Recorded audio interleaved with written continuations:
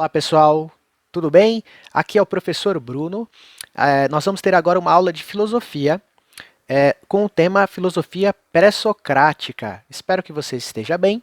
Então vamos lá começar a nossa videoaula. A primeira coisa que eu queria apresentar para vocês era a questão do mito, né? Você já deve ter ouvido falar nessa palavra, principalmente quando ela está ligada a outra, que é a mitologia, né? O estudo dos mitos. E o mito, então, eu coloquei aqui para vocês, ele vai pertencer à tradição de um povo que vai explicar através do sobrenatural as coisas ao seu redor.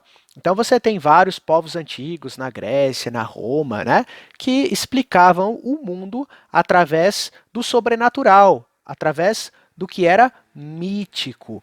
Então você tem embaixo alguns deuses, né? Deuses gregos, Zeus, Atenas, Hermes, Hera, Ares, cada um deles com uma característica, com um poder, com uma atuação. Então, o grego, quando queria explicar uma tempestade, dizia que era Zeus bravo, brigando, lançando seus raios e trovões. Tá? Então, você tem, por exemplo, ali Atena, uma deusa ligada à inteligência. Então, quando a pessoa era inteligente, quando a pessoa falava bem ou se articulava, se dizia que ela estava sendo inspirada por Atena. Ou o deus da velocidade, né, o Hermes. Então você tem ali vários deuses que eram usados na antiguidade para explicar os fenômenos da natureza. Essa palavrinha que você está vendo aí, chamada physis, que vai dar origem à palavra física. Você já ouviu falar, né? Física, então, significa natureza. As narrativas místicas, como eu comentei com vocês, elas vão apresentar vários seres, seres sobrenaturais, não é? Então você tem lá divindades, né? Você tem outros seres sobrenaturais, no caso na mitologia grega, que é o nosso foco, você tem os deuses do panteão grego, você tem os deuses fundadores, você tem aqueles que são os titãs, os semideuses, ou seja, que são filhos dos humanos, com deuses, aqui no caso, estou citando, né? Você tem lá o Hércules, que é uma história conhecida, né? O pai é Zeus e a mãe é uma humana. E aí nasce então um semideus. Então você tem também aqueles que são os heróis, né? Você tem os homens e os outros seres também ali compondo o mundo. Então o mito vai acreditar na mitologia que existem seres sobrenaturais que vão atuar e modificar o universo. Essa é a visão que vai ser muito forte lá na Grécia Antiga.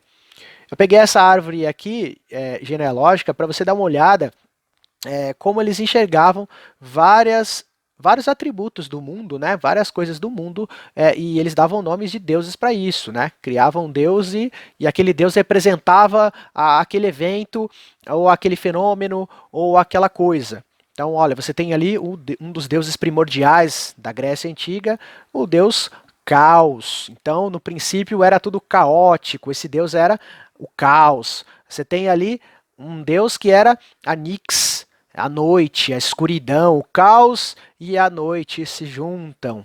Você tem ali Gaia, a deusa Terra. Então, uma representação da própria Terra era uma divindade, né? Gaia. Você tem Urano, que é o céu. Então, uma divindade representando o próprio céu. Você tem ali a Mnemosine, que é a deusa da memória. Então, você tem ali um deus relacionado à própria memória. Cronos, deus do tempo. Então, o tempo era representado por essa divindade grega. Atenas, que eu comentei lá com vocês, a deusa da sabedoria, e tem outros atributos, né? Ares, o deus da guerra. Na versão romana, é Marte.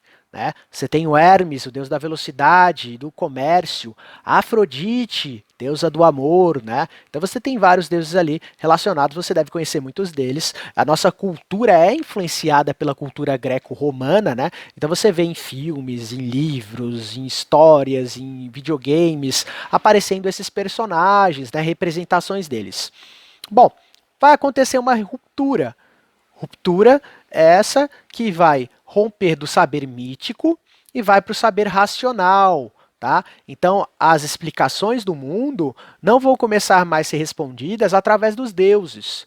Então as pessoas na Grécia Antiga, os filósofos, né, muitos deles vão começar, os pré-socráticos, que é o tema desse capítulo, eles vão olhar para o mundo e vão tentar responder através da própria natureza à natureza, não aceitando uma explicação sobrenatural. Então, por que cai o raio? Porque Deus que jogou. Mas o que causa o raio? Não estou dizendo para vocês aqui que os gregos viraram ateus, né, que deixaram de acreditar nos seus deuses, mas que na verdade eles estavam, esses pré-socráticos, buscando responder às perguntas que eram feitas com os elementos que eles possuíam. Então eles olhavam não para os deuses que eles não enxergavam, eles olhavam para o mundo ao redor deles e tentavam encontrar respostas para as perguntas que eram feitas. Por que chove? Por que cai o raio? Por que tem esse tremor na terra, que é o terremoto? Então, em vez de colocar a responsabilidade nas divindades, eles vão olhar para a natureza e buscar respostas na natureza. Então você consegue ver aí uma ruptura. A filosofia grega se desvinculou dos mitos, porém de forma gradual, não foi imediatamente. Tá? Então comentei com vocês lá, por exemplo, dos raios, dos trovões, né, serem ligados ali aos Zeus, e você tem uma insatisfação diante dos mitos, porque os mitos não conseguem responder o mundo real. E aí você tem esses filósofos, os pré-socráticos, se aventurando nesse campo.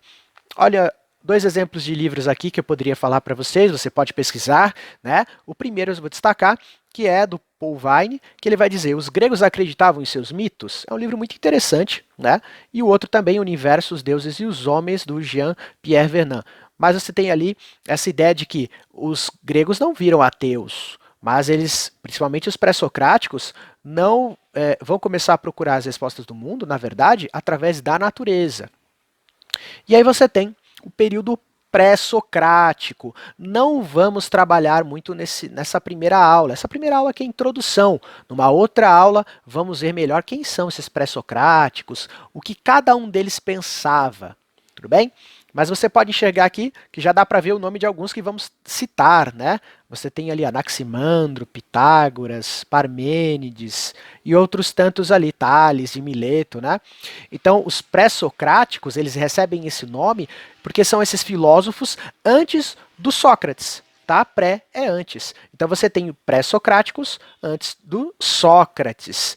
Eles também são chamados, os pré-socráticos, de fisiólogos, porque, como está escrito aqui, você pode ver, eles buscavam explicar o mundo natural. Lembra a palavrinha physis, que dá origem à física? Então você tem ali fisiólogos, eles tentam explicar o mundo natural. Os primeiros filósofos, então, aqui no caso, os pré-socráticos, eles vão romper, né? Eu falei para vocês a palavrinha ruptura, né? Então, a explicação antes, ela tinha uma visão que era uma cosmogonia, uma visão cosmogônica, onde a explicação era dada através dos deuses. A resposta para o mundo, para as coisas, para as ações, era através da ação dos deuses. E aí, depois dos pré-socráticos, eles vão começar a usar qual visão? A visão cosmológica, a cosmologia. Qual seria a explicação agora para os fenômenos? Seria através do racional. Vou pensar, vamos descobrir, vamos investigar qual é a causa daquilo.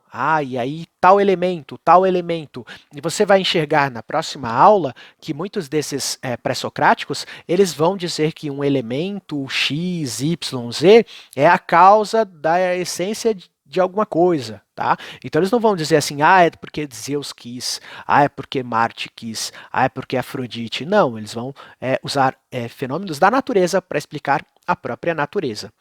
E estamos finalizando aqui.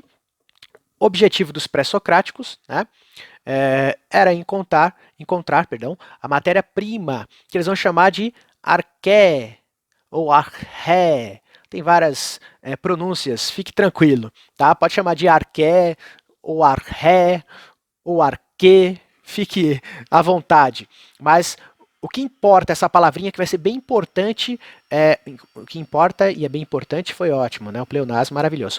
E você tem ali a arché, vou chamar ela assim, sendo a matéria-prima dos pré-socráticos. Os pré-socráticos vão tentar encontrar essa arché, essa matéria primordial. aquilo que eles vão falar de que todas as coisas são feitas, tá? Então, um vai dizer, ah, a arqué do universo é a água. Outro vai dizer, não, é o fogo. Outro vai dizer, é o vento. Então, você vai ver na próxima videoaula alguns exemplos do pensamento pré-socrático. E é isso aí, pessoal. Até uma próxima aula e um abraço a todos. Tchau, tchau.